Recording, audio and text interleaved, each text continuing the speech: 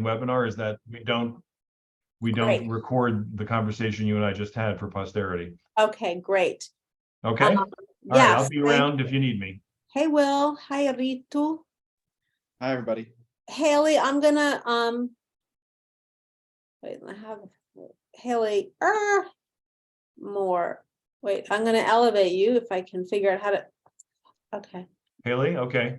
Yeah, but I can't seem to. Maybe that's because people are joining. I can't seem to. Oh, here we go. More. No, I can't seem to. Oh, you just elevated her. Okay. Anybody else? Okay, I'm in. Thank you. Hi, Haley. So- Is there will you let us know if there's anyone else we should be elevating? I don't know many of the names on the Jacqueline Santos. There are names I don't know on the list of attendees. Maybe you can let us know. I don't see anyone from my team yet. Okay. All right. So we're going to give it a couple of minutes. Mhm. Hi, guys from our committee. Hi, anyone who is listening, participating. Thank you so much for being here. This is the Human Services Committee meeting for February of Manhattan Community Board 2, and we're going to give it a few minutes before we officially start. We'll start officially at like 6:35. Give people a time to get on. What I love about Zoom is that 6:35 is like a late start. I love that. It's so much more prompt. You're such a good chair, Susanna. You're nice to say that, but I love everything about Zoom. I mean, I know the idea that like there's no like dicking around like, oh, and what did you do this week? Until Well, I like that.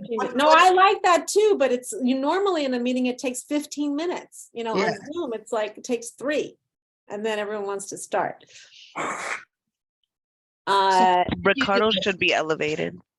Okay, let me elevate Leilani Mhm. and Ricardo Ruiz. Correct. Mhm. Leilani, I have promoted you to I think I'm trying to promote you to panelist. Let's see, why is this not happening? Promote to panelist. Oh, okay. Oh, Leilani has declined to be promoted to panelist. Okay, be that way. Hi, Ricardo. Nice to meet you or see you. Hello, everyone. Hello. And okay, it's 6:33. We'll just give it 2 more minutes. Hi, everyone from the committee. Adam Zeldin is not going to be with us tonight. He's swamped with work.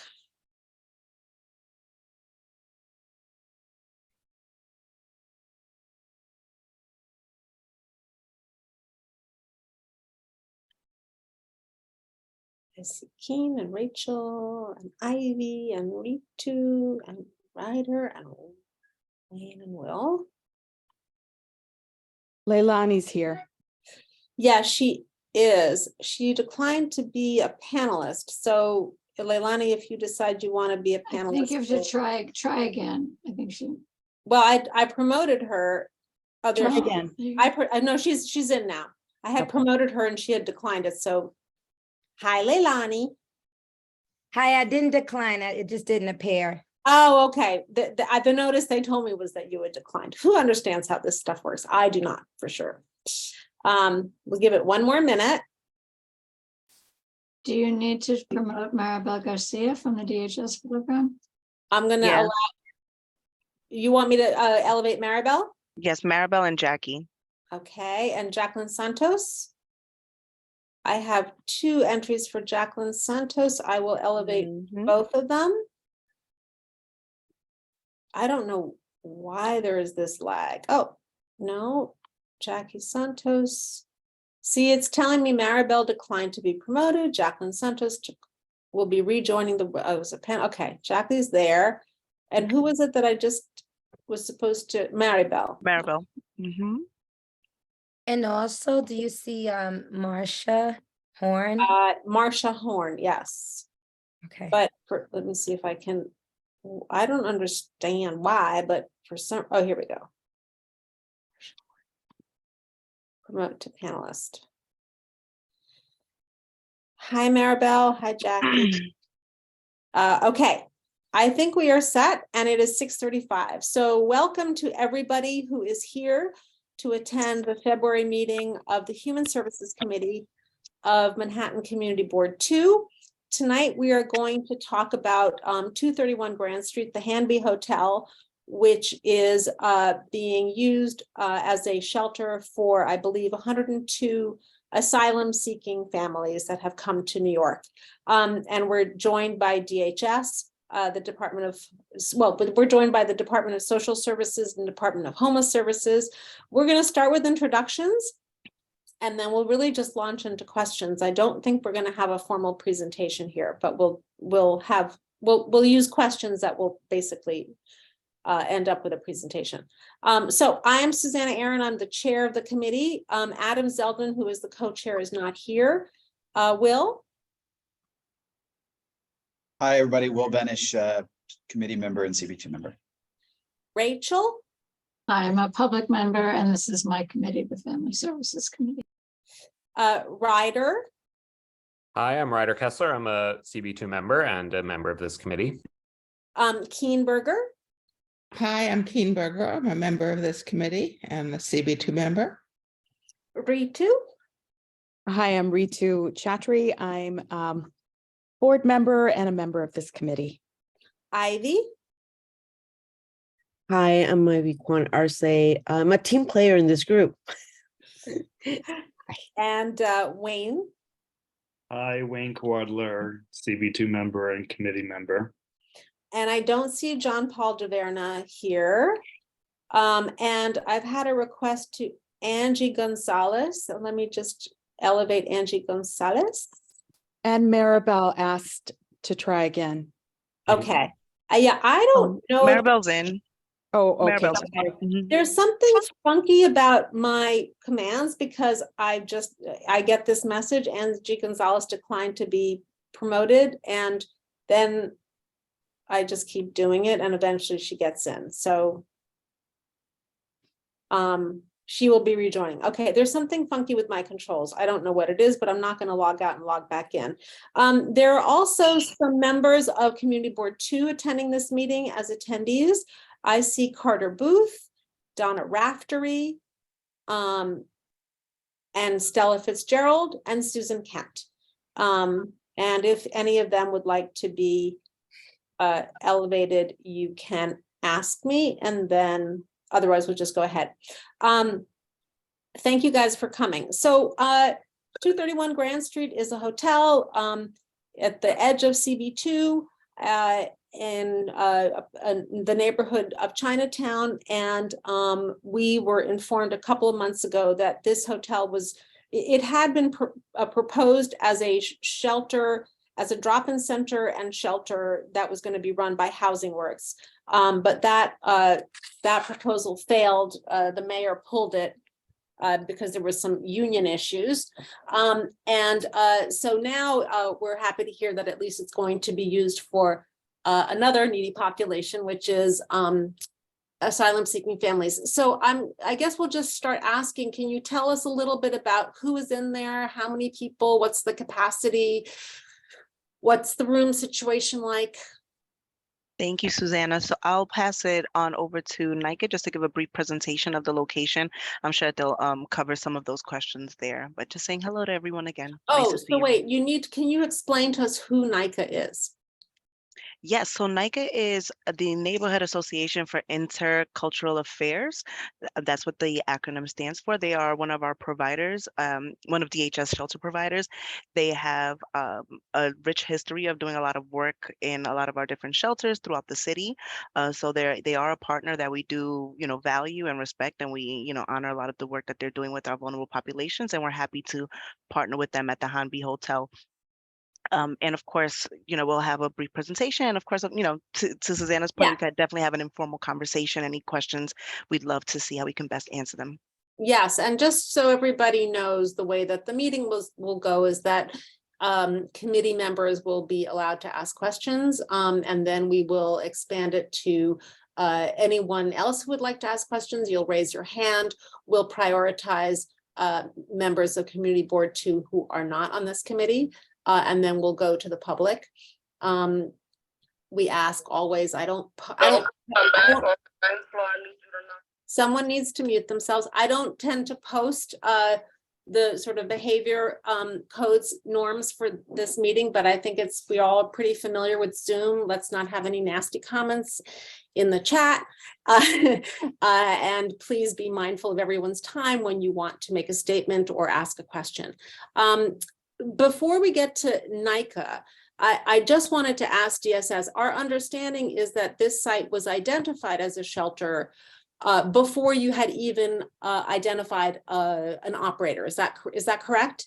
So typically with the emergency hotels or sanctuary facilities, once we cite a location, because we're helping the providers build capacity, we would be at the location. We would have volunteer staff from DHS in the locations up until the provider is ready to take over. So we know when the provider is coming on board. It's just at times it may take a month or two. In this case, it took about 2 months or so. NAICA can definitely confirm that, about 2 months or so, because we want to ensure that the providers that do really good work, that they also feel that they have the appropriate staffing capacity to be able to take it on.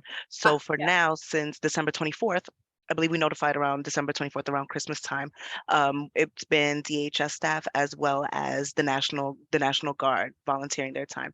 And just to be clear, the National Guard was not there in like an enforcement capacity. They were there in administrative capacity.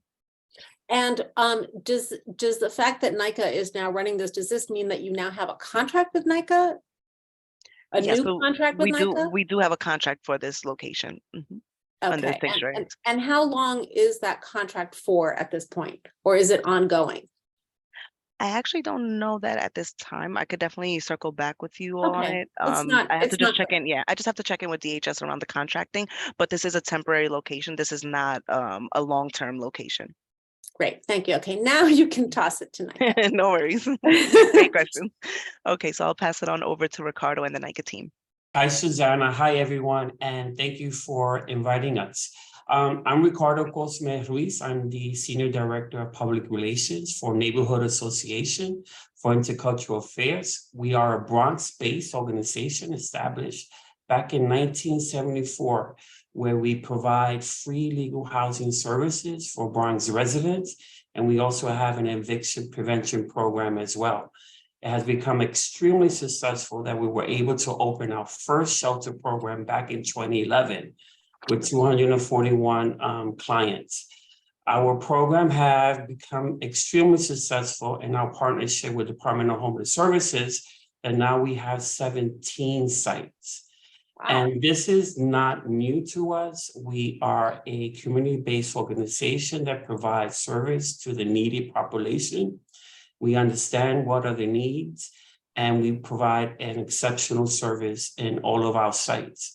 I just want to pass it on to our site director, Ms. Jacqueline Santos, will talk specifically about this site in your community. And can I just interrupt you with a couple of questions? You said that the first shelter that opened in 2011 was with how many clients? For 241 clients. Oh, so that's a large shelter.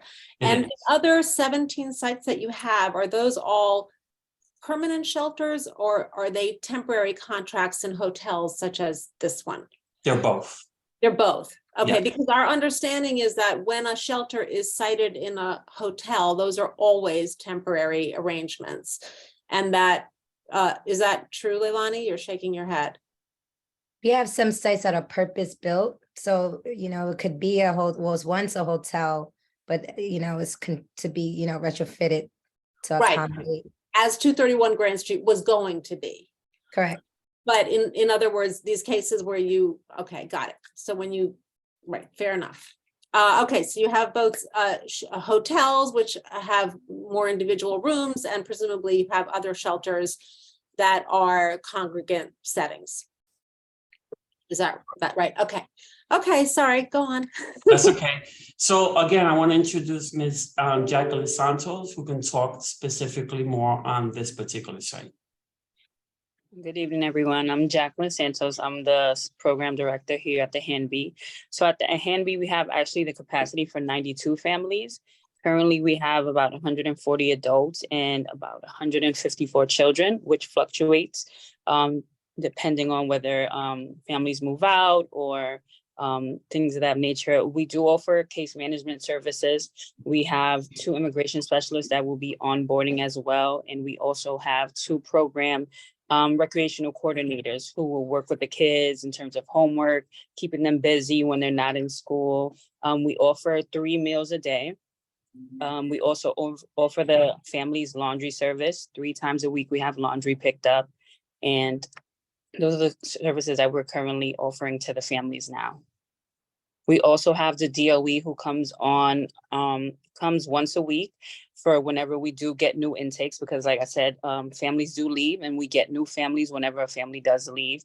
We have DOE on site once a week to register the children of the new families that do come on site.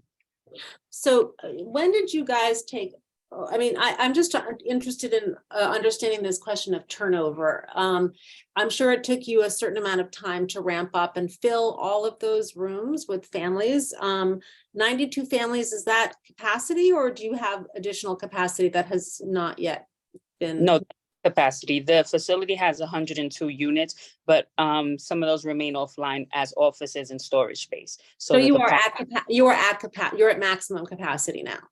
The max, no. Currently, we are at 73 families, but our capacity is 92. Oh, okay. Currently at 73. And have you reached capacity? I know that you have turnovers. So have you ever been at a point yet where you have 92 families? Yes, we are at capacity most of the time. Ah, wow. Okay. So I would just want to open it up to anyone who's on the committee who would like to ask questions. I don't have a particular agenda, so if you guys want to ask questions, just raise your hands and we'll.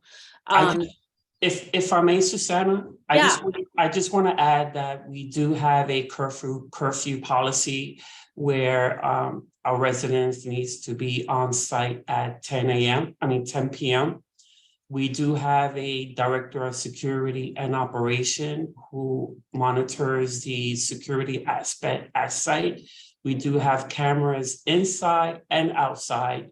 We have bilingual staff that are able to communicate effectively with all of these families. And again, we have 3-course meal.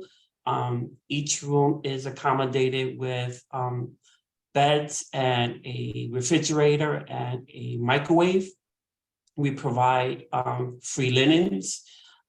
We have a surplus of donated clothing items where we give to these residents. We also provide diapers.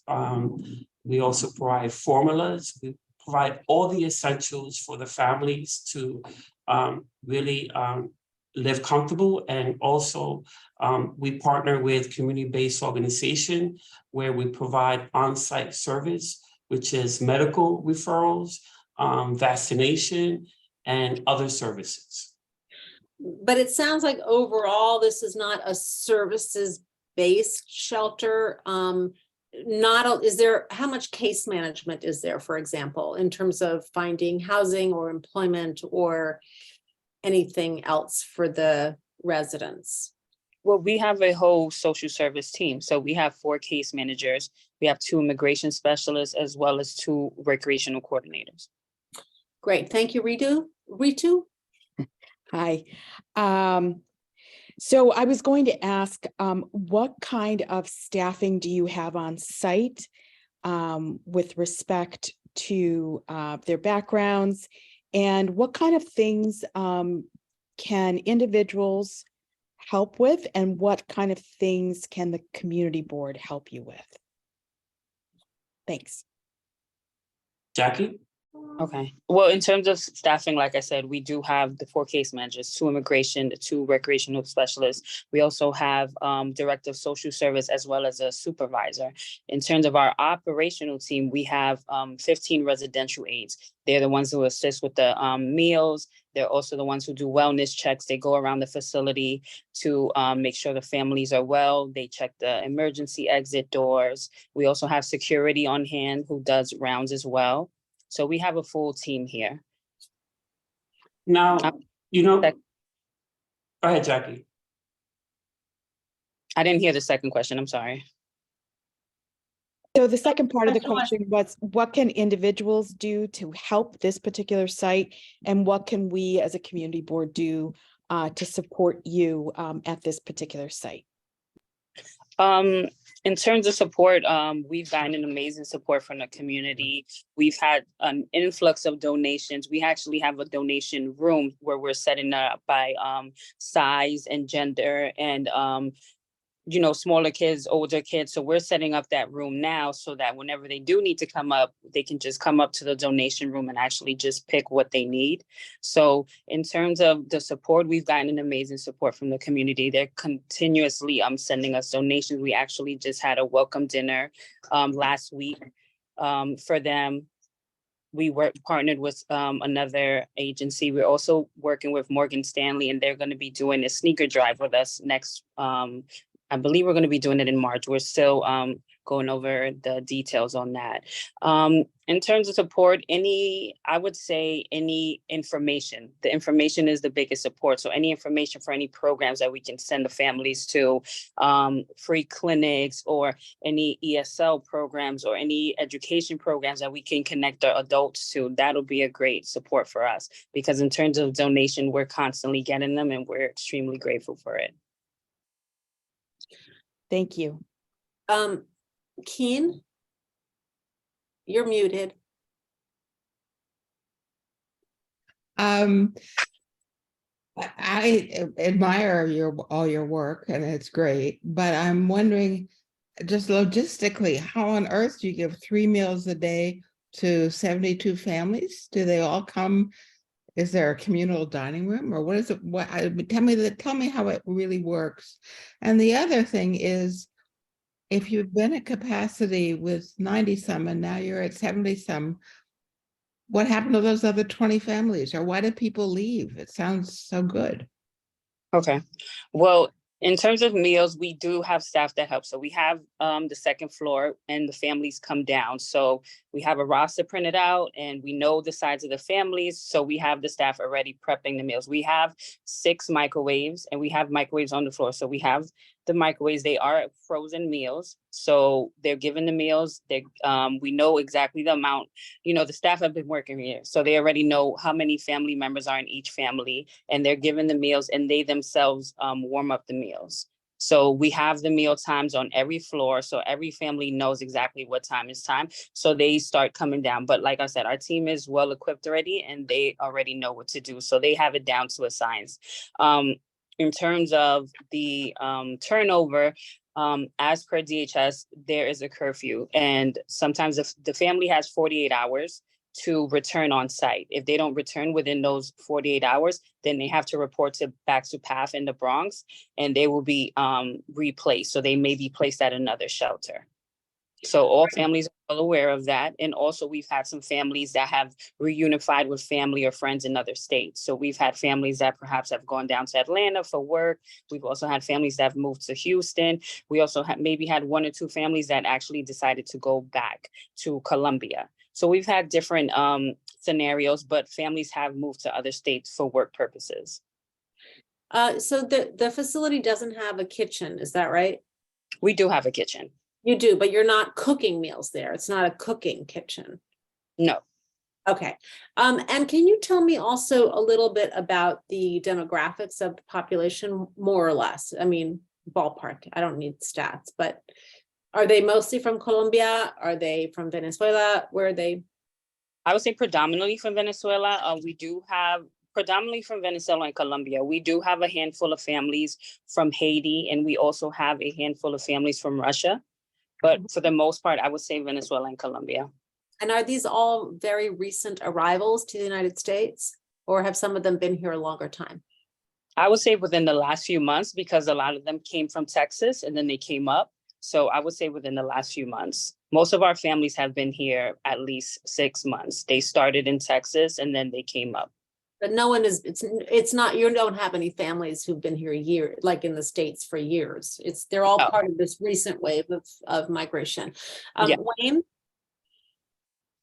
Hi, I have, I guess my questions are more for the city people, the DHS and DSS people. how has the local Chinatown community been involved in the planning and execution of this? And I guess, how are the local Chinatown community feeling about all this? And then also what happened is what did the hotel workers union, how did that happen with this becoming a shelter? So as far as I'll respond to the initial part of the question. So as far as including how much the community was included for this specific location, I will have to say that these locations, I want to say since, and actually just right now, we just cited another location in the city. Since May, we've cited about 86 emergency shelters. So given the emergency that we're currently facing, it's difficult. It's difficult and actually pretty impossible to let the community know far well in advance, as we would typically with a purpose-built location, where we would notify the community board and this, other government stakeholders like about a year in advance. No, definitely no less than 30 days in advance, but typically about a year, a little over a year in advance. And we get some, we have some meetings, we check in with folks and just let you all know what's coming to the neighborhood. With these locations, we haven't been able to do that because we don't really know when we're citing a location until we need to cite the location. So we have a department within DHS that looks at our daily capacity, and we look at how the volume of folks that's actually coming into our shelter system, be that Indigenous New Yorkers and people also coming, from these, different countries seeking asylum. So for that reason, we haven't really been able to have a more inclusive process because we're really just citing them as we go based upon the need. I hope that answers that part of your question. And could you repeat the latter part? It was about the union. There were union problems when 231 was going to be run by Housing Works. Are those not a problem in this case, and why or why not? I could imagine that it would be a different circumstance. Again, I don't want to speak inaccurately, so I could definitely follow up. But because this is a different circumstance than when we previously were engaging with this location, because I believe that was more of a permanent location, this is a temporary location, that it might be different. But definitely happy to follow up and look into it. Well, question actually we can ask NAICA. I mean, NAICA, do you guys have a deal with one union or another? We do not. No, their laundry. dealings is contractually with DHS. Right. So anything prior to what the site was once before, and the challenges that was presented when it was trying to be put forth as a permanent site for a different population as well. Contractually it wouldn't involve NAICA, but NAICA's dealings is exclusively the contract is with DHS, is with the agency. No, that I understand, but the workers who are working now at Hanbee, who are working for NAICA, are they union workers with the Hotel Workers Union, which is what Hanbee workers were with before? No, they would be, they're NAICA staff. I'm sorry? They're NAICA staff. So anybody that's employed and managing any of these case management services, administrative services, are NAICA staff. And so they're not in the Hotel Workers Union. They're not NAICA staff. I will double check because there are other locations that do have hotel staff that are doing the daily cleanings, the laundry, not the laundry services. The laundry services has been the providers have been helping. DHS and the providers have been assisting with that. But as far as some of the linens being cleaned and the daily cleaning of the actual hotel, the hotel workers have been doing that. I don't know if that's specific to this location, but I know it's been in others. NAICA, you could let us know if that's the case here, but I know that it may not be. It's different totally across the board, totally different. Our understanding, just for people who are not as familiar with this topic, is that when a shelter is going to be a purpose-built shelter, or what I would consider a permanent shelter, there is a notification required quite early on, right? And also a fair share analysis is required, which is an analysis to make sure that this is a proper place to site this. I'm going to presume that we were told this when we had a meeting in October about the arrival of asylum seekers, that when it comes to these emergency shelters, which are mostly hotels that are converted, so you have a system that can expand and contract as needed, your notification time shrinks to even even nothing. I mean, we did receive a notification about this, but certainly not with 6 months' notice. That's correct. And just to add to the question asked regarding Chinatown residents, for the most part, I want to say throughout the city, the response, or at least speaking for the borough of Manhattan, has been quite supportive. Lots of folks in community have been very, very supportive. And I believe that there is a partnership or collaboration that NAICA was able to foster in partnership, I believe, with Councilmember Marte's office with an Asian American group. The nonprofit escapes me, but I know that there's a linkage that's been created already with NAICA and you know, the group. I'm not sure if they're from Chinatown, but it is an Asian American group. And feel free to clarify on the name, NAICA, if you recall the. Yes, I'm sorry, that's the Chinese American Planning Council. Okay. Yeah. And I know from a separate conversation that I had with Marte's office some time ago that the Chinatown community has been I asked what kind of outreach the council member had done. He said, you know, they're just hearing a lot of positive support for this. Will?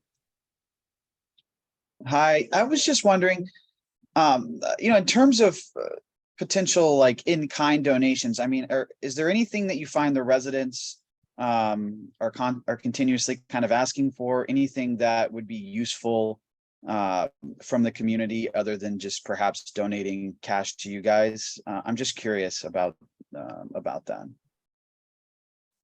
So first, we don't accept any cash, and we do have a donate page in our website.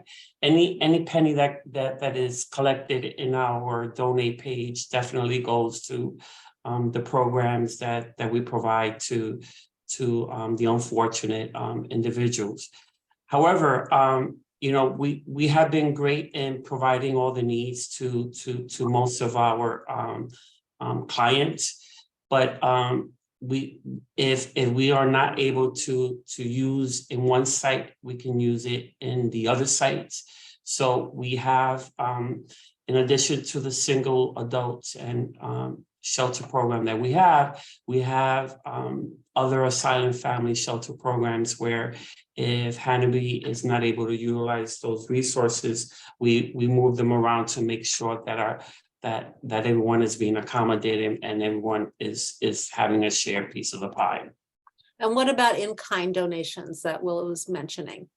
Are there things that people are asking for? I don't know. Yeah, like Toys jackets or cooking utensils. Yeah, yeah, toys for the kids, anything like that. That seems to be that there seems to be a shortage common of. refrain. Jackie? Toys are always welcome because we do have, you know, a lot of kids here.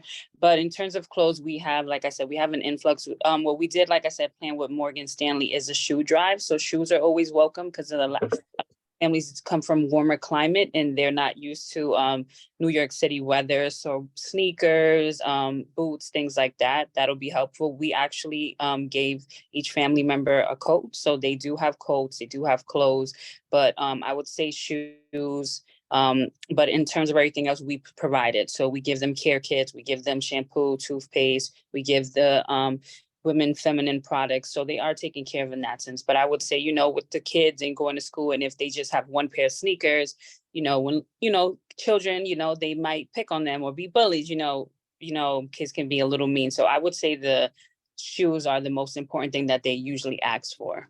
And I think board games will be very ideal. We'll keep them busy.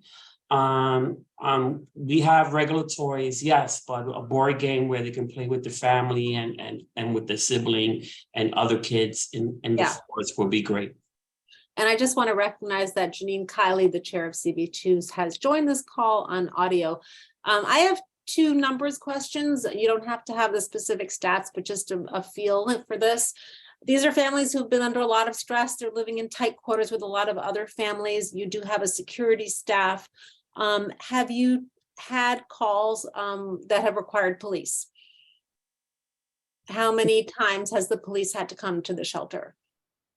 The specifics of that, I wouldn't be able to get into, but it hasn't been often. Like I said, we have a full team here in terms of case management. So anytime that there is a situation with the family, you know, the staff here has been able to de-escalate. You know, if we have to make any referrals, we have agencies that we have linkages with that we're able to refer them. Have you had to expel any families? Not families who didn't come back, but just expel any families? No, we haven't. And how many kids more or less are enrolled in local schools? I would say roughly 70% of the kids. We have a lot of our kids go to MS 31, I believe PS 54. But for the older ones, the teenagers, they do, some of them have to go to other boroughs. I know some of them attend Newcomers in Long Island City. But for the most part, a lot of our school age kids, middle school age kids do attend the elementary schools in the neighborhood. So when you say 70% of the kids are in school, is that because 70% of the kids are of school age, or 70% of the school age kids are in school? No, I meant 70% in terms of neighborhood schools where they don't have to. Oh, I see. I'm sorry. Are all the Yes, kids in school? Yes, currently I would say 95 to 98, because like I said, we do get new families. So for the new families that come, they have to get registered. So I have to, you know, reach out to the DOE, have a coordinator come out. But I would say at this time, 98% of our population with the children are enrolled in school. That's great. Keen, you had another question? Right. Again, it's a numbers question. Population, families, can you give me a sense of, are most families headed by a man and a woman with kids, and how old are the kids? I mean, what is it, you know, overall, what's your idea of a family, and how many kids do they have and what ages? I mean, just give me a better sense of who's living there. Well, for the family, oh, go ahead, Jacqueline, I'm sorry. No, it's fine, you can go ahead. I was saying, so overall with the Families with Children site, there would be up to the age of 18. Sometimes it could be 21, but pretty much up to 18. A family composition could be, you know, two parents, or it can be a single parent. It could also be an expecting parent. So that could typically be the makeup of a family. If in the event there's a large family, because that also does happen, if there's a large family, we do consider, of course, we're a highly regulated agency, and we have to comply with OTDOT standards. If there's a large family, then the family would have 2 units, and in that case, there would be a parent in each unit. So like a mother and a father in 2 separate rooms.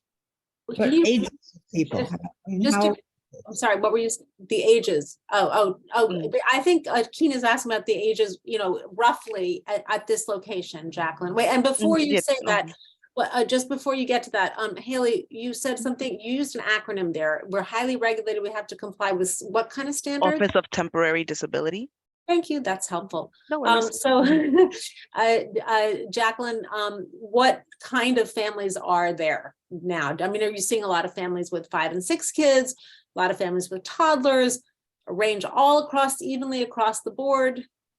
Yes, I would say it all across the board, but for the most part, if we were to say on average, I would say mother and father with 2 to 3 children. We do have the rare exception where we have the family with a grandmother, or we have a family, what I can think of, we have a family who has a sibling of the mother as well as 2 cousins. So that's a case where we would separate them into rooms. So the mother and father with the child are in one room, the brother and the 2 cousins are in another room. They're under the same case, but we just give them 2 units for family due to the family size.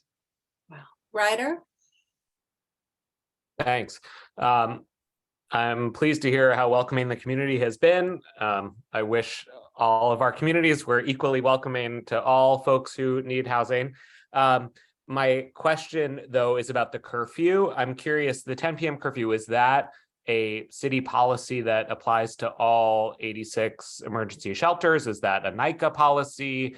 And also, you know, what's the cost benefit of that kind of curfew? If it were midnight instead of 10 p.m., might that allow folks more time to do what they have to do? And you know, I guess, like, what is the purpose of the curfew, and are there adverse impacts of that kind of curfew? Haley, do you want me to handle that one?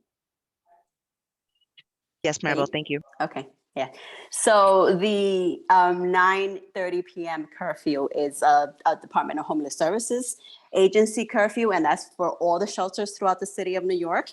And the purpose of that is to ensure that the children get a good night rest so they could be well rested to go to school the next day. So there should be a parent with the children in the room at 9:30, getting the children ready for bed. In the summertime, we usually extend it to 10 p.m. Because we know children are no longer in school, but during the school year, that's the time frame that we give for curfew for families. Thank you. Rachel? Thank you. I just want to just add an anecdotal impression that I'm at 88 Bleecker. We have about 100 apartments in our building, and a couple of our families, I think, have children in school with families at your residence, and they have been they've been asking us to donate, and there's been an overwhelming response to that. And I feel like there's a very good response to what you're doing and to the group and to these families coming in. And I think one of the things that was moving was, especially women were a little embarrassed to ask, but they said, well, could we have some makeup or shampoo or some of the nicer things of life? And we were able to come up with that. And I think we're continuing to do this on a regular basis. And again, I just feel like the community is indeed welcoming of this group, and I appreciate your work. Thank you. Thank you. And Thank thank you, you so Rachel. much. Ivy?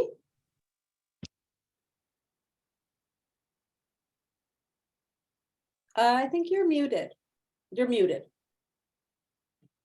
Hi, There you go. I have a question I don't know how to really formulate, but based on like the work that you're doing, for example, with the community, with the Chinese Planning Council and with Marta's office, what I wanted to just kind of have an understanding if in the future or by having this new thing that the city has had to welcome, we continuously have the issue of not having shelter for a lot of our fellow citizens, and whether this partnership has like if you guys are engaged in any path of working with community, as we will be back on the table discussing about shelters for homeless needs, and whether those relationships that you're building now with this moment, whether you're encapsulating important things about safety, how to work path in the more difficult discussions of resistance about our neighbors and that challenge. So I'm just trying to, I guess that's the question, is like, is there any path that's being formed out of these relationships for tougher issues that we have been dealing for a long time? And if it's not you, who else is developing these relationships? I think what you're asking is, I mean, we know that homeless populations, there's usually a lot of resistance to homeless populations entering a neighborhood. And in this case, there's a lot of welcoming to them. I think you're asking, is this experience sort of laying the ground for more acceptance of different homeless populations going forward? Am I understanding you? Yeah, I mean, it is, you know, the current situation, like a lot of people can understand because we're like immigrants and we know that struggle versus the fear of, you know, harm reduction and all that kind of stuff that we keep on talking about. But at this point, basically, it's merging opportunities and paths, and whether that's being developed, because we will be in the table again, no matter how we want to see it. I mean, those issues are very trying, and I think that because now you have an ongoing dynamic relationship with the community, whether that's being addressed, whether that's going to be fostered, whether it's you, whether it's going to be a different agency under you. So that's really what I'm asking. Yeah. Yeah. Oh, Go ahead. go Go ahead. ahead, Mom. Now I was gonna comment, and then I was gonna pivot to Haley to just, if I miss anything. I mean, because that's really like the sole work of our unit, Intergovernmental Affairs. I'm Layla. I don't think we got to do introductions on our side. So for those who know Oh me. my gosh, you're right. It's Wait a okay. second. We Jumped need right to in. do, no, let's It's stop okay. this meeting right now and do introductions and then move forward. I'm sorry. I'm so sorry. No, it's okay. Leilani, will you introduce yourself, please? Yeah, sure. So I'm Leilani Irvin. I'm the Manhattan Borough Director for the Department of Social Services. Joined by my colleague, and I'll pivot to Marsha. Haley? Or Haley to introduce herself. Hi, everyone. As always, Haley Nolasco, Assistant Deputy Commissioner of Intergovernmental and Legislative Affairs. Marsha. Hi, good evening, everyone. I'm Marsha Horn with IGA DSS. IGA? Oh, Intergovernmental Affairs. She's our Manhattan counterpart. Yes, working Okay, alongside one on each. And then Ricardo, you did introduce yourself. Introduce yourself again. Sure, Ricardo Cosme Ruiz, Senior Director, Public Relations for NAICA. And we also have Maribel. Hi, good evening, everyone. My name is Maribel Garcia. I'm a program administrator for the Department of Homeless Services.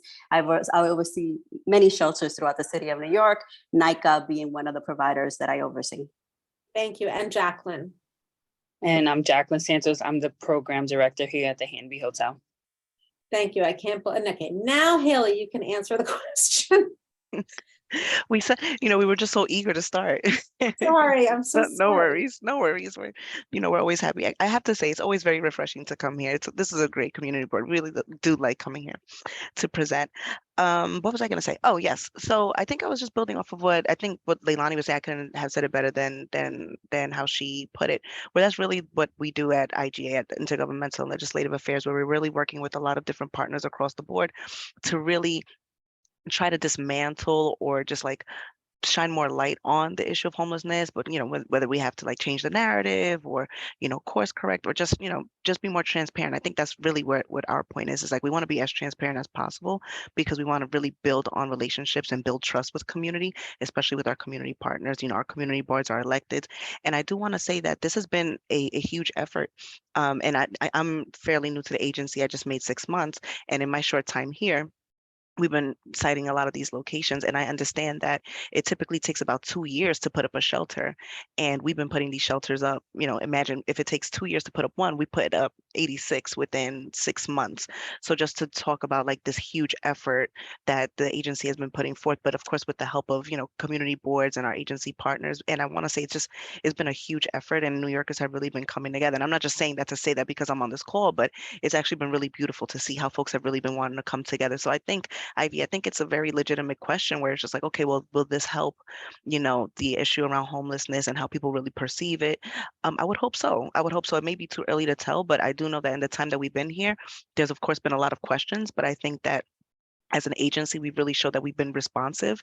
And if and when, whenever you put a lot of people together, it can be a regular apartment complex, right? Things happen. But I want to say that it's been very far in between, and, everybody's really been coming together to be responsive, supportive, and offer as much resources as possible to our New Yorkers. So I just want to thank you all and thank everyone else. And I think it's a really good question for us to continue to consider in our interactions with folks. And if I just may add really quickly, the importance of a high quality provider, right? Like NAICA is an operator that's been around for many, many years. They're a high quality provider.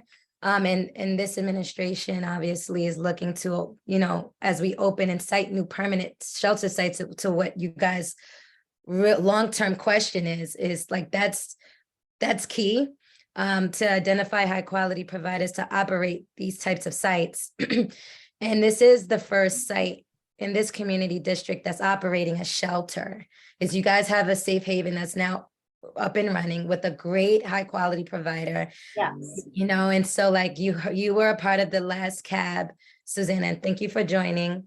Ritu and others who are part of that cab. And I think you can hear the magic happening there, where there are kinks and challenges. When you work with a great provider, we're able to iron things out in collaboration with the agency and the provider and the operator to make things smooth in the community. And I think that's what's really key. And I think it would be great to kind of look at this somewhat as a template or a blueprint, so to say, for when we do open up other permanent shelter sites that we've cited that's yet to open in your district, that it would be mirrored in the same fashion, in a sense of it'd be a provider with the, you know, oversight of DHS, a cab would be set. There would be a constant liaising happening between community, the agency, you know, an open dialogue. You know, you guys calling us, we come to the community board whenever you come calling us, we're open to dialogue. And to make sure it's working. And you know, I think this was an opportunity to answer the question of looking at this as a mirror, or like this can be mirrored for Great, the permanent yes. sites that we've cited in your district long-term. Thank you so much. And I'm loving the sexy rasp, Leilani. Also, just That's for my the voice. benefit of to explain an acronym, Leilani spoke often of CAB. A CAB is a community advisory board. These are entities that are required for any new shelter. Community District 2 has its first shelter. It's a drop-in site and safe haven on West 14th Street. And yes, I am the CB2 representative on that CAB, and that's what she was referring to. We had a resolution back in October when we first looked at the issue of the migrant crisis. And one of our resolutions was a hope that lessons from this experience will be able to be exploited for use with our domestic homeless population, which was 50,000 people before this migrant crisis began. It's an interesting and we are always concerned. One of the concerns that we heard in that meeting was the benefits that are being offered to these families who've been through tremendous strife. Let's hope that they're not going to be curtailing any benefits to our existing domestic homeless population, which has also undergone terrible trauma. And it's a concern, you know, it's kind of ironic that this site, which failed to become a permanent shelter, is now being employed for an emergency shelter. I think we're all very happy that it's being, you know, used to help families, but there is this ongoing concern of this big population that needs a lot of help, and single men need just as much help as families do. Absolutely. So, Ryder? Yeah, thanks so much. I wanted to pick up directly on this thread that we've been talking about with the roadmap and the lessons learned. And you know, I do think it's notable that when a site is cited with a high quality provider and folks are there and they're integrated into the community and everyone's getting along, that's a great lesson. I wonder just a little bit more pointedly, like, these are temporary sites.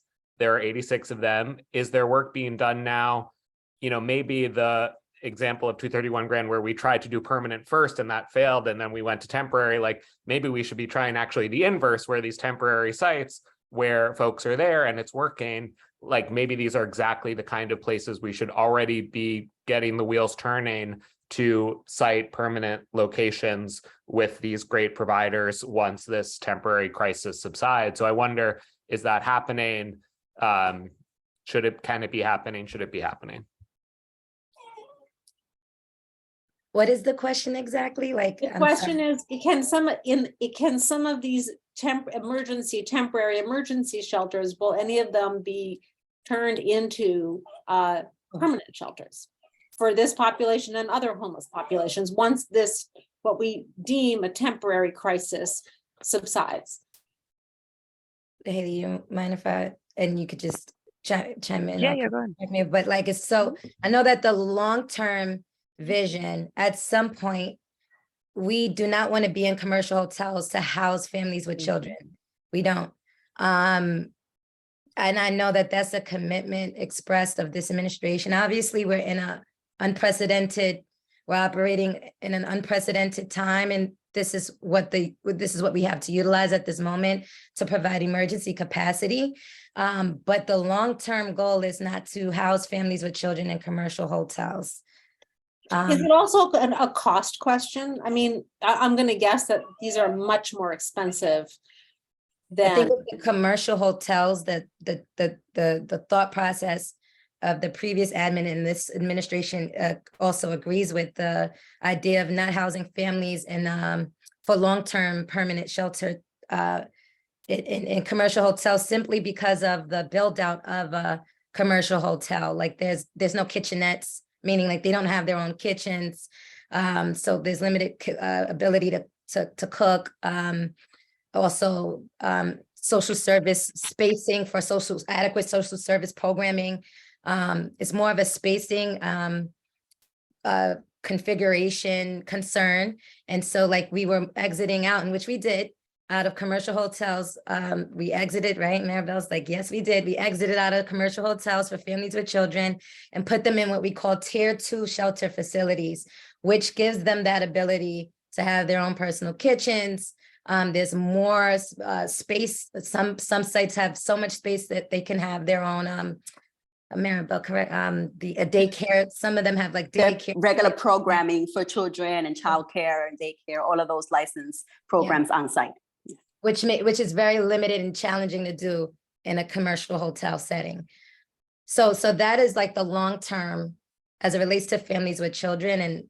And like I don't think that we would. Yeah. And what about for single adults? That makes a lot of sense for family. And what about for single adults? Because obviously there's an enormous population of single adults that are needing shelter. Yeah, and I just want to say something that we're still exploring, right? Because we're looking at, our census is typically around like 40,000. Our census has almost like, we're up at least within our DHS shelter over 20,000 over that usual capacity that we would usually typically have. So of course we're looking every day as an agency to see what can work long term, because of course we have our indigenous New Yorkers that need support, as well as our new New Yorkers that are going to need ongoing support based upon their their circumstances are quite different. So we're looking at long-term solutions, of course. So I don't think it's necessarily off the table, like we mentioned before, but of course for families specifically, to Leilani and Maribel's point, that's not really what we want to do long term, because we want families to feel like they're in, a more a more appropriate setting that's more conducive to their family structures. But it's something that we're continuing to look into, but we don't have a concrete answer yet because it's something that's still evolving. Right. Yeah. I mean, one of the questions, about using hotels for shelters, which obviously they were employed during the COVID epidemic. And we discovered that many people really like to have their own room. At the same time, we've heard some operators say that having individuals in single rooms can be very challenging from a security perspective, from a health perspective in another way, because you have to monitor every single room. And also, I'm going to guess that employing commercial hotels is much more expensive than building a permanent congregate setting. So these two things sort of seem to work at odds with one another, and where the benefits, where the right place lies is a question mark. Ivy? So I guess I was, I wanted to be a little more specific about the question in the ask is like, well, you have this communications open with different on the ground community, whether at this time you're taking the opportunity to like exchange information of what it looks like, let's say, to have inform about like what harm reduction looks like, how community can advocate also of understanding what fair use is, so that people can either understand, well, is it the only capacity only in this area, and what does it mean that if it's another area that has more capacity within the community board. I think like citizens don't know how to advocate for that because of lack of information. So I would just say that at this moment, while the foster of goodwill is there, to use this moment to cross-inform so that it is on the ground, when a lot of this continuous issues will come to the table again, and we don't want to miss those opportunities in this moment where we're humanizing what how we could be helpful, right? And what that looks like for the harder problem solving that we continues to do, and whether community boards should be there, whether these groups of organizations can be in the table as you cross-inform. So this is. Thank you. I'm going to go to the public. I see Pete Davies has his hand up. I'm going to allow Pete to talk. There you go, Pete. Thank you. Uh-oh. Can you hear me? Yes, now I can. Okay, good. Thank you. I have two questions. First is, given this is a temporary situation, what is the projected length of time that the folks will be staying at the shelter? And second, recently there was some talk when some of the arrivals were Midtown and then they were being moved to Red Hook, that there was some discussion amongst the folks that were here that they had gained work and they were concerned that being way out in Red Hook would divorce themselves from their place of employment. Is it possible for folks that are coming to the temporary place to be employed locally? And what is the situation around that circumstance? Thank you. So two questions. One is about whether the residents are working. The other question, Pete, I just want to clarify. Are you asking how long will this shelter be used, or are you asking how long will each family likely to stay there? Both of those. I'm more curious about what the projected time is for a family to remain as a guest there. Okay, great. Okay, so yeah, I could chime in there. So typically, within DHS shelter, a family can stay within shelter for approximately around a year, and that's also given circumstance, and it's a case-by-case basis. You can have families or individuals in shelter that are there way shorter than that, or a little longer than that, or way longer than that. With this specific population in and of itself, there are already many barriers that they are facing. So of course they're coming to a new country. They're dealing with, obtaining asylum seeker application status, different immigration. Each case may have different immigration statuses as well.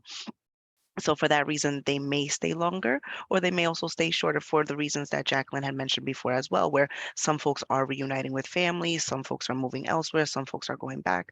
So it really just depends on a case-by-case basis. But what I can say is that on average, within a DHS shelter system, folks stay around a year, approximately about a year.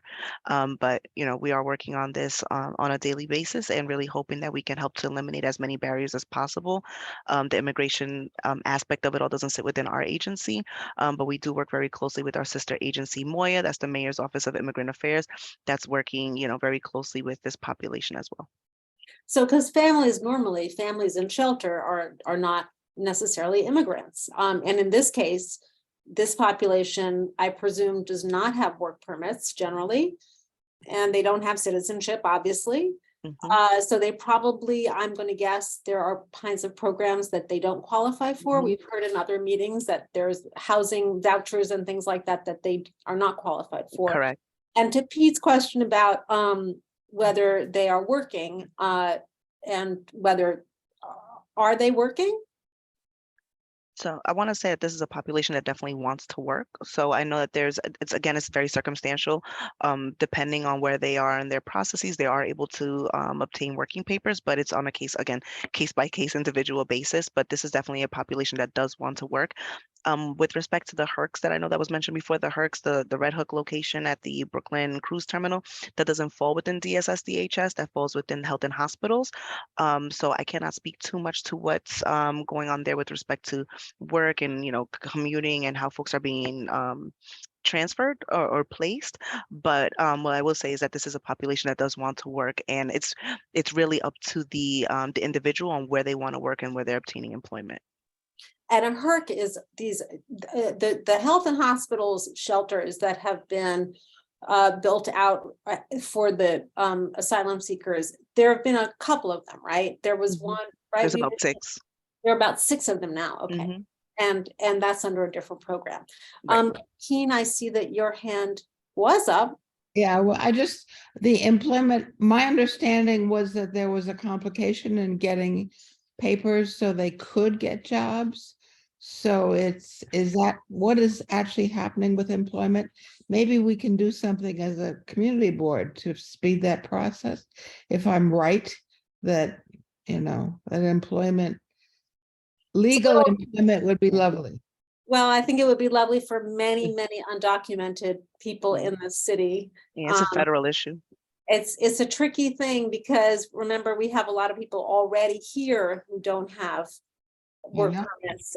I have heard, I mean, there was talk at some point about giving temporary work permits to the asylum seekers. Is that something you guys are familiar with? I'm familiar with it, but that would be something that Moya would know a little bit more about.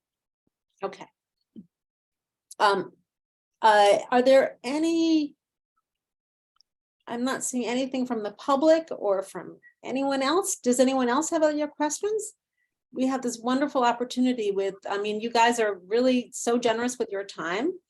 And we have a lot of experts here. So I guess, thank you. Oh, Ryder. Oh, sorry. Yeah, no, you might as made it so well. enticing to take Only advantage 7 of this unique situation. I'm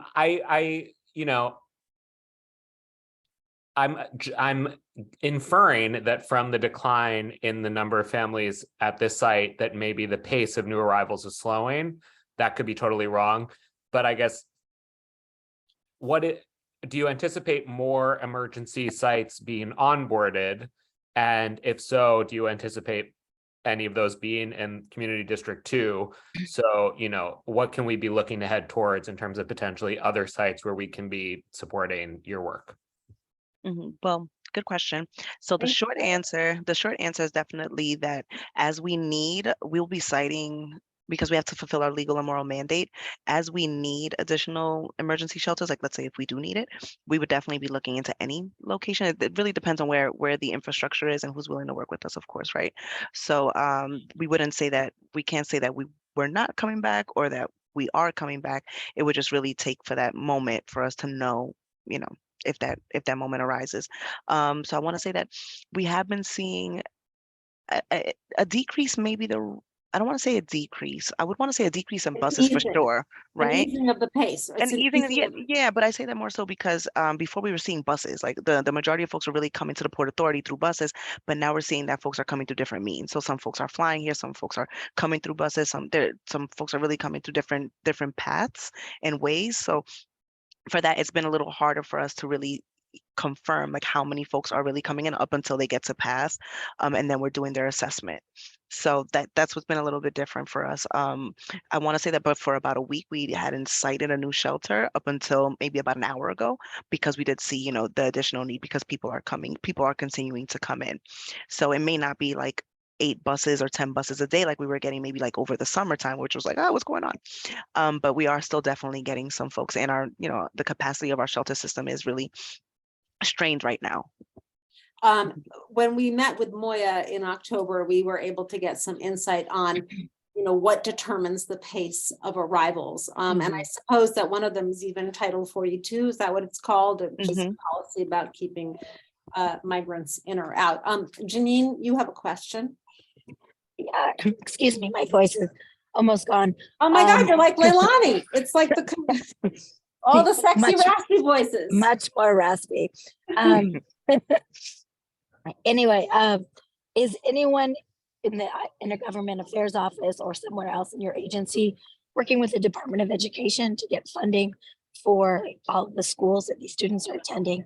Because the rosters are usually closed October 31st in terms of per student funding. Right. And as you know, what pretty like 231 grand, and a lot of these shelters they almost all came after.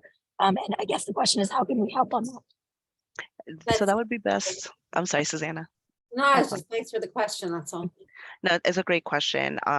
There's definitely a lot of value to it. So our agency doesn't work specifically on those budgeting matters for DOE. DOE is working with City Hall, of course, and City Hall is working with the state.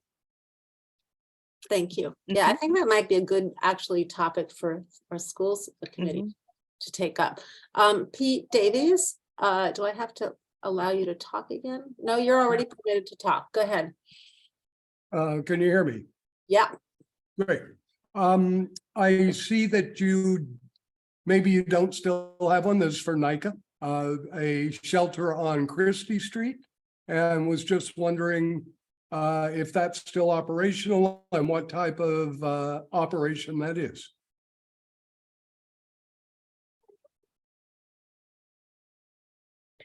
So is the question to confirm if NAICA has a shelter on Christie Street? Yeah, 6163 Christie at what's, I guess, called the Williamsburg Comfort Inn or Oh. Williamsburg Bridge Comfort Inn. Okay. I think this is a question for Ricardo. Absolutely, we do have that site there, and it's run by NAICA. And that was one of the sites that was expected to wind down. Is that right? I'm not entirely sure about. Go ahead. Yeah, Go ahead, actually, Ricardo. no, it's not going to be winding down. But if I'm not corrected, I believe it's a temporary site. Not sure, but I will have to confirm with the higher up. Mhm. I seem to remember, and I have a terrible memory that, but from when we first had the conversation about 231 Grand Street, when it was going to be a housing works thing, we were looking very closely at how many shelters there were around. And in my memories that there were a number of hotels being used as shelter, but that the overall shelter plan, DSS plan for the city was to phase those out. But I guess that, we're now in this new crisis. So maybe nothing is getting phased out. Right, because we really need the capacity right now. So it's kind of difficult for us to get out of other locations right now. For lack of better. It's actually, this is interesting. This really is the new, it's not really the first shelter in CD2 because we have Paul's Place, but that's a different model. These are two completely different models. If there are no other questions, I think we'll go into business session, and we'll thank all of our panelists for joining us, and to our attendees also for coming and listening and offering questions. And DSS, I'm going to be asking you for more participation, because we want to have an opportunity to talk about Paul's Place at some point. It's now been up and running for a bit. The cab is in full throttle. Thank you all for joining us tonight. We'll just go into business session. Anyone is welcome to stay on the call, but we'll only hear from members of our board. Thank you so much for having us. No, thank you so much. Bye, Lee. Bye, guys. Bye-bye. Thank you. And Bye. nice to meet everybody from Thank NAICA. you. Bye. Same. Good night. So to our committee, does anyone feel that there's a reason to write a resolution? Not really, because we're not really asking for anything. No, I tend to agree. I just wanted to pose the question to the committee. But great meeting, Susanna. Thank you for organizing. That was wonderful and very uplifting. Well, it's nice to have an uplifting meeting about a homeless shelter, isn't it? I tend to agree that we don't need a resolution. So I just wanted to make sure that everyone felt that way. If anyone feels differently, please share your thoughts with us. No, Well, nobody has. I have a just Yeah. a thought. In that moment of having this opportunity, should we document that we are asking for relationship building to cross-inform, to develop capacity for relationships for the harder things that we need to deal with? I certainly hope that this example, let's have a discussion about this. I certainly hope that this experience will lay the groundwork. I don't know at whose feet that responsibility lies, to tell you the truth. I mean, I think that DHS, using the previous proposal for 231 as an example, DHS did everything that they could do. It's not, it's not their fault that there were people upset about it. And so I don't know what the ask would be. Well, it's not about a fault. It's about right now, it's like suddenly, a couple months ago, we were in a different place. And because this goodwill is here suddenly, and there's exchange with all this agency, I'm not just talking about Grand Street, right? We're talking about this, like, this is an opportunity of this goodwill to really get into, like, are we building this structure of communication? Because in the past, we always have like very silo situations, right? And when it's very tough to have those conversations, when it's about safety, about drug use, all that stuff, but suddenly we have this opportunity that the community is having that good feel. So that's what I'm thinking. Is there a way to kind of, I'm not saying that it's their responsibility, but they're already on the No, ground. yeah, I understand what you're saying. And I think we'll ask this question of the committee. I mean, my personal feeling is, and it's sort of disappointing to me, is I think that people are very open and welcoming when it's families with little kids, and people are not so open and welcoming when it's men. Well, that's you for know. sure. But what I'm saying is, like, right now within that is very understandable. Once you have the kids and family and immigration, there's how do you say, understanding of what that suffering is. Yeah. But more right compassion. now, because all these agencies are working together and the community is also working together. So what I'm saying is, like, is there a resolution in the way of asking all these entities to say, well, you know, now that we're in it, maybe there is that cross information that we kind of needed for the agencies, the community to be involved, to have a bandwidth of what that looks like when we have to figure out things that we can't resolve without this goodwill. Let's pose that question to the committee. Would anyone like to respond to that? I don't think you have to raise your hand. We're just a small group. I mean, I think it's a great thought. And I do wonder how I share the idea that the city or us or some set of interested entities can and should be leveraging the goodwill to change the narrative about how we welcome unhoused folks into our communities, no matter who they are or where they're coming from. I do acknowledge that the 231 Grand site is distinct in that it's serving families with children, but I assume that many of these 86 emergency sites are not serving families with children. And I imagine that many of them are also success stories, and that, like, once folks are there and there's a high quality provider and there's integration into the community, that a lot of that it's like a natural debunking of some of the mythologies around things that folks are afraid of when welcoming folks who need shelter into their communities. So, you know, I don't know.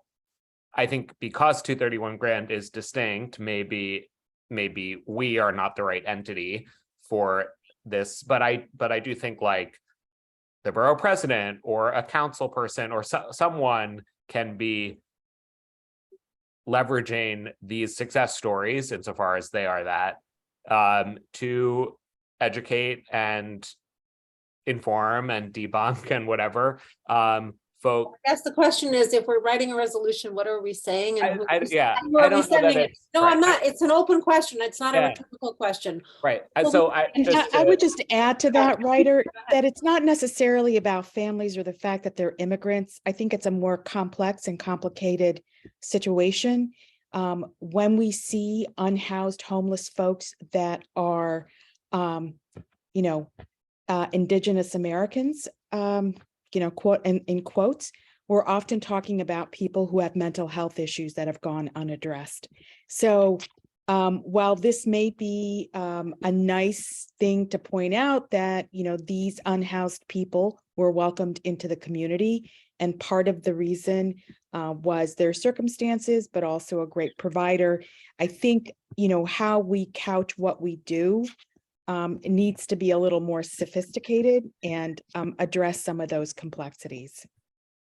I mean, I'm wondering if we can hear from some success stories with the more difficult populations that people are concerned about. I think that could be a topic for a meeting down the road. Okay. In a But that would give us a chance to put that in front of other people, to say there are success stories, we need to get them out there, if indeed there are. Exactly. Does anyone else have a proposal for writing a resolution? I mean, I agree with Ivy's point. I just don't personally, and it may be my shortcoming, which is why I'm posing it to all of you. I don't personally see how that turns into a resolution. So what do you guys think? No, it's not a. What I sort of would love to do would be able to say to people, like people, not our electeds, but people like, hey, you see this? Open your hearts to these people and open your hearts to everybody else. It's more of a statement of purpose rather than a resolution or something, some sort of statement. Yeah. I mean, I think it's a wonderful sentiment and instinct, but I don't know if it turns into a resolution because I also don't know who would receive it.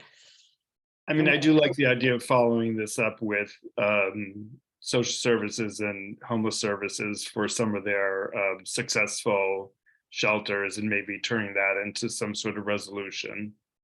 Yeah.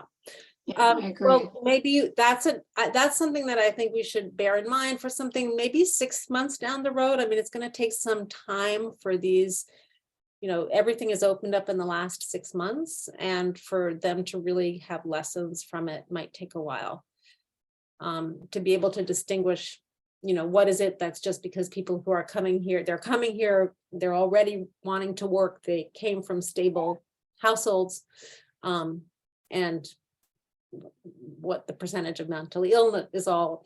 Anyway, it's a complex nut, but I like that idea. Anything else? Ivy, if you're talking, you're muted. And you seem to have a beautiful disco ball behind you. Well, that's going to be Sarah say that it's going to be in the Guggenheim in like less than a week. It's going to be freaking amazing. Oh, so it's just the background.